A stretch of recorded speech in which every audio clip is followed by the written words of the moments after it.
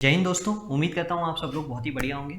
इस वीडियो के दौरान हम लोग डिस्कस करने वाले हैं about the concept of crowd funding और उसका accounting impact Indian accounting standards में कैसा है। आप में से कई लोग बोलेंगे सर ये तो एक प्रकार का डोनेशन है, इसमें इंडियन अकाउंटिंग स्टैंडर्ड्स का क्या लेना देना। थोड़ा बहुत समझते हैं इस कंसेप्ट को। ये मैंने एक पोस्ट आप लोगों के सामने रखा है। ऐसे कई सारे पोस्ट आप लोगों ने देखे होंगे, वो चाहे केटो के हो, चाहे इम्पैक्ट गुरु के हो, चाहे मिलाप के हो। ऐसे कई सारे पोस्ट आप लोगों को आए दिन देखने के लिए मिलते हैं। इनफैक्ट कुछ लोग पर्सनल भी पोस्ट इस तरह के डालते हैं जिसमें एक ड्रग है 14 करोड़ रुपीज़ का एक बच्चे की जान बचाने के लिए, जिसके अंदर वो लोग क्राउड से फंड मांगते हैं, आप लोगों से पैसे मांगते हैं कि प्लीज़ आप डोनेट कीजिए हम लोगों को ताकि हम इस बच्चे को बचा सकें।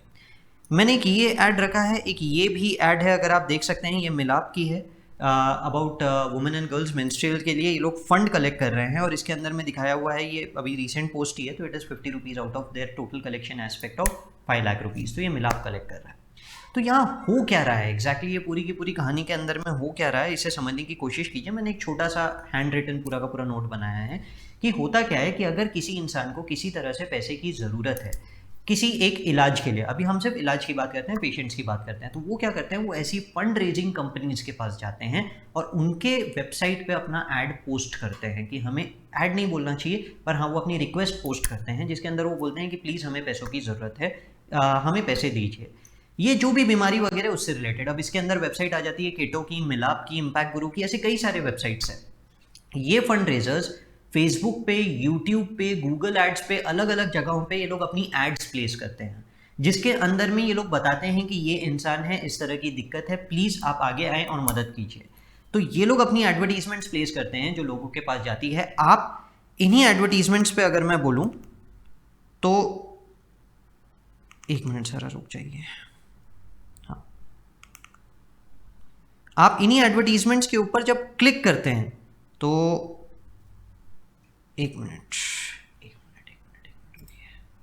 तो इन एडवर्टीजमेंट्स में अगर आपको डोनेट नाउ के ऊपर क्लिक करते हैं तो आप वहाँ पे जाके डोनेट कर सकते हैं जो भी पैसा आप सामने वाले को देना चाहते हैं या कंट्रीब्यूट करना चाहते हैं उससे रिलेटेड।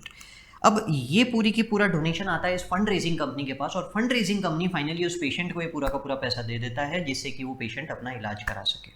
अब इसमें फंड रेजिंग कंपनी को क्या फ़ायदा है, फंड रेजिंग कंपनी इन लोगों से 2% से लेके 10% तक कट रख लेते हैं और फिर बाकी का पैसा सामने वाले को देते हैं। मतलब आप ये समझिए कि अगर आपके पास डोनेशन 100 रुपए का आया है तो आप 95 रुपीज़ पेशेंट को देते हैं और आप 5 रुपए खुद रख लेते हैं। आप बोलेंगे ऑब्वियसली सर वो एडवर्टीजमेंट कर रहा है, सब कुछ कर रहा है, उसके खुद का स्टाफ है, उसका खर्चा लग रहा है पूरा का पूरा, करेक्ट, पर क्या वो इसमें प्रॉफिट कमा रहा है? हम थोड़ी देर बाद इसके बारे में डिस्कशन करेंगे। ये क्राउड फंडिंग का पूरा कंसेप्ट है। क्या क्राउड फंडिंग सिर्फ पेशेंट्स के लिए होती है? ऐसी क्राउड फंडिंग जाने अनजाने में आप लोगों को भी पता होगा, पहले आपने रिलीजियस क्राउड फंडिंग भी देखी होगी, कभी ना कभी किसी ना किसी प्रकार की फंडिंग आप लोगों में भी की होगी अपने रिलीजन से रिलेटेड, किसी टेम्पल से रिलेटेड, वो भी क्राउड फंडिंग होता है, टेम्पल, मॉस्क, चर्च, जो भी बोले आप। या फिर ये हमें रिलीजियस कम्युनिटीज, जो कम्युनिटीज होती हैं उनसे रिलेटेड भी आपको फंडिंग कई प्रकार की दिखेगी। सेविंग ट्राइब्स के अंदर में भी कई सारी ऐसी फंडिंग होती है और कई ऐसे चीज़ की होती है। Indian market is very big, हम उसके बारे में भी इस वीडियो के अंदर चर्चा जरूर करेंगे। So let me tell you, जैसे कि हम लोग जानते हैं केटो को, हम लोग जानते हैं मिलाप को। Let's try to understand about Ketto and Milaap. Milaap के बारे में अगर मैं आपको बोलूं तो मिलाप इज नॉट अ ट्रस्ट। मिलाप एक प्राइवेट लिमिटेड कंपनी है जिसका नाम है मिलाप social ventures India private limited.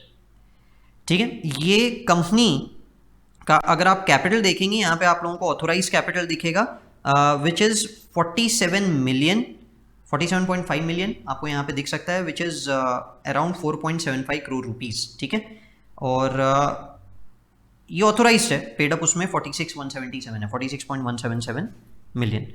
बाकी काफ़ी सारे डिटेल इसके बारे में दिए हुए हैं। इसके अलावा अगर मैं आपको केटो की वेबसाइट के बारे में बताऊं, अगर आप केटो की वेबसाइट के ऊपर कभी जाएंगे, रुकिए ज़रा यहाँ पे थोड़ा सा, केटो की वेबसाइट के आप एकदम एंड में जाएंगे तो आपको कॉपीराइट के अंदर में उन लोगों का नाम दिखेगा, Ketto online ventures private limited. आप यही नाम ज़ोबा कॉर्प में भी डाल सकते हैं और वहाँ से भी आप लोगों को पता चल जाएगा। Ultimately what I am telling you are these are companies, these are not trust. मतलब ये नॉन प्रॉफिट ऑर्गेनाइजेशंस नहीं है, ये लोग प्रॉफिट्स कमाते हैं। आप ज़ोबा कॉर्प वगैरह में 49 रुपीज़ का तो भी चार्जेस रहते हैं, वो सब पे करके आप इनके फाइनेंशियल्स भी चेक कर सकते हैं। So what they are basically charging over here, मैंने आप लोगों को जो थोड़ी देर पहले बताया था वो, एक मिनट ये भी मैं ओपन करता हूँ। वो जो थोड़ी देर पहले मैंने आप लोगों को बताया था, इसके अंदर में जो 2 to 10% ये लोग चार्ज करते हैं, हाँ इसमें उनका एडवर्टीजमेंट, उनका स्टाफ सब खर्चा निकलता है, but these are profit making entities, ये सभी के सभी प्रॉफिट कमाते हैं। तो अब हमें ये सोचना है कि अगर इनको इंडियन अकाउंटिंग स्टैंडर्ड एप्लीकेबल है तो ये लोग अकाउंटिंग करेंगे तो करेंगे कैसे, और ये मार्केट इंडिया का कितना बड़ा मार्केट है आखिर।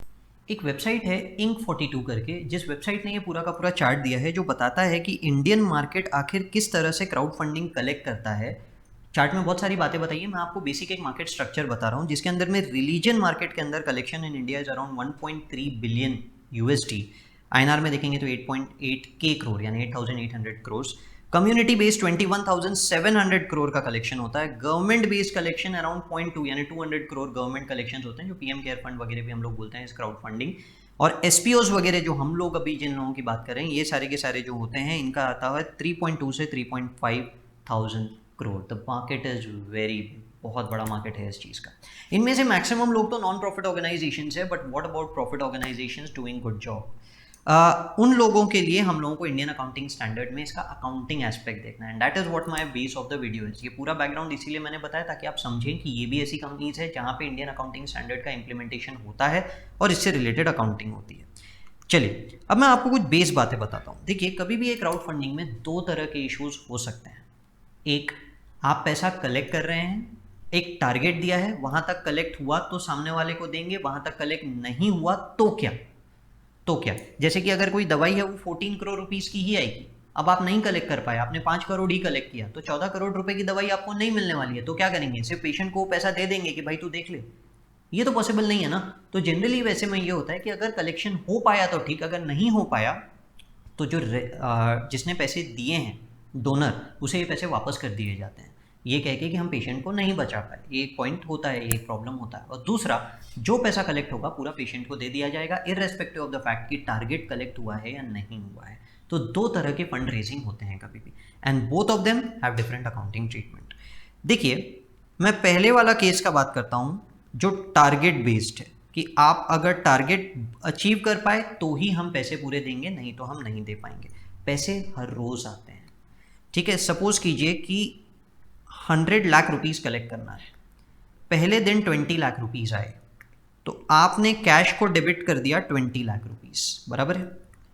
टू, अब आपको तो ये पैसा किसी और को दे देना है। Now it doesn't matter to you कि आप ये पैसा डोनर को वापस करने वाले हैं या पेशेंट को देने वाले हैं, it doesn't matter to you. आपके जेब से तो ये पैसा चला जाएगा, तो it is a liability for you. एक प्रकार से देखा जाए तो ये करंट लायबिलिटी है आपके लिए, बराबर है। तो आप अकाउंटिंग करते हैं लायबिलिटी की, बट लायबिलिटी पूरा 20 लाख नहीं है। सपोज आप इस पे 5% खुद रख रहे हैं, यानी कि 1 लाख रुपीस, तो 19 लाख आपकी लायबिलिटी है, और बचे हुए को मैं डेफर्ड रेवेन्यू बोलूंगा। क्यों डेफर्ड रेवेन्यू? रेवेन्यू तब रिकॉग्नाइज होती है when risk and reward is transferred as per Indian accounting standard 115। अगर आपकी तरफ से रिस्क एंड रिवॉर्ड ट्रांसफर हो गया है तो ही आप रेवेन्यू रिकॉग्नाइज करेंगे। यहाँ अगर हमारा टारगेट 100 लाख रुपीज अचीव नहीं हुआ तो ये पैसे हमको वापस करने पड़ सकते हैं, ठीक है। अगर प्रोबेबल है कि ये रिवर्स नहीं होगा, वो कहानी अलग होती है ऑल टुगेदर। हम इंडिया 115 के उस एस्पेक्ट के ऊपर अपन अभी नहीं जा रहे हैं, हम बेसिक बात कर रहे हैं कि हाँ भाई ये टारगेट अचीव हुआ तो ये रेवेन्यू हमारी होगी, अदरवाइज हमको तो पूरे पैसे लौटाने पड़ेंगे डोनर को। हाँ, इसमें कुछ चार्जेस हो सकते हैं जो हम डिडक्ट करेंगे, जो बैंकिंग चार्जेस होते हैं, क्योंकि आप पेमेंट चैनल के थ्रू पेमेंट कर रहे हैं तो CC एवेन्यू इन्वॉल्व है, पेपाल इन्वॉल्व है, तो वो लोग तो अपने चार्जेस वापस नहीं करेंगे, तो आप डोनर को शायद उतने पैसे काट के वापस से रिफंड करेंगे, पॉसिबिलिटी है। तो वो पैसे हम लोग डेफर्ड रेवेन्यू की जगह रेवेन्यू में रिकॉग्नाइज कर सकते हैं, कि जो पैसे हमें वापस नहीं करना वो रेवेन्यू में जा सकते हैं, जो पैसे वापस करने पड़ सकते हैं वो रेवेन्यू का पार्ट अभी नहीं होंगे, वो डेफर्ड रेवेन्यू के नाम पे पड़े रहेंगे आपकी बुक्स में, ठीक है। तो ये पहला वाला टारगेट है। अगर टारगेट अचीव हो गया तो डेफर्ड रेवेन्यू रेवेन्यू में चला जाएगा, और अगर टारगेट अचीव नहीं हुआ तो डेफर्ड रेवेन्यू रिवर्स हो जाएगा। Deferred revenue debit, liability debit to cash. I hope आप लोग ये पहला एस्पेक्ट समझ पाए होंगे। दूसरा एस्पेक्ट, भाई जितना पैसा कलेक्ट हुआ हमको तो सामने वाले को देना है। अगर कम कलेक्ट हुए तो भी हम दे देंगे, ज्यादा कलेक्ट हुए तो भी हम दे देंगे। तो ऐसे ही अगर आपके पास 20 लाख रुपीज आ जाते हैं, तो अभी तो नहीं दे रहे ना, जब तक कि ऐड चल रही है तब तक के तो हमारे पास ही रहेंगे, जब पूरे एक साथ देंगे सामने वाले को जब भी देना है। तो लायबिलिटी अकाउंटिंग के अंदर में 19 लाख रुपीस चले जाएंगे, और रेवेन्यू में 1 लाख रुपीस रिकॉग्नाइज हो जाएगा, क्योंकि अब रिवर्स करना नहीं है, बराबर है। अब आप जो फेसबुक ऐड कर रहे हैं वो आपके एक्सपेंसेस में चला जाएगा, स्टाफ सैलरी आपके एक्सपेंसेस में चला जाएगा, गूगल एड्स, यूट्यूब एड्स, जो वीडियो पूरा का पूरा आपने बनाया उसका कॉस्ट, वेबसाइट चार्जेस, सब आपके पीएल के अंदर में एक्सपेंसेस चले जाएंगे and this will be considered to be your revenue. So there are two different aspects. If expected to be reverse, deferred revenue. If not expected to be reverse, immediately revenue recognise हो जाएगा. ये है हमारे Indian accounting standard 115 impact.